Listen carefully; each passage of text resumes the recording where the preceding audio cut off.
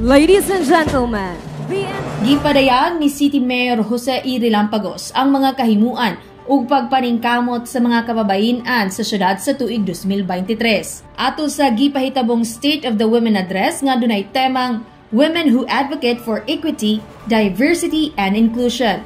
Subay sa kasaulugan sa 23rd araw ng panabo. Gipasigarbo ni Mayor Joe ang mga kontribusyon sa mga kababayen-an. Apil na ang dakong suporta nila sa pag-apil o pagpakabana sa mga programa o proyekto sa syudad sa tibok tuig sa 2023. Karong tuiga, 5% nga pondo alang sa gender and development ang gigahin sa lokal nga panggamhanan. Alang sa mga programa o proyekto nga adunay kalambigitan sa patas nga serbisyo alang sa tanan, lalaki man o babae. Tungod niini, nahatagan ang mga kababayen-an og katungod sama sa proteksyon, batok sa diskriminasyon ug pang-abuso. Mihatag usab og mensahe si City Civil Registrar Libertad V. Rehis sa katawhan nga tabangan ng mga kababayen-an nga maprotektahan laban sa pagpangabuso. Nagigduyog usab sa importanteng kalihukan si Executive Secretary Josie Mary J. Relampagos.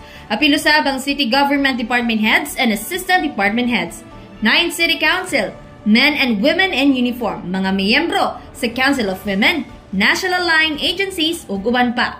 Kauban sa kamera si Richard Ligtats ug Francis Maculanang, kini si Team Acevedo nga gikan sa City Information Office Broadcast Services. Alang sa Frontline News Panabo, importante inform.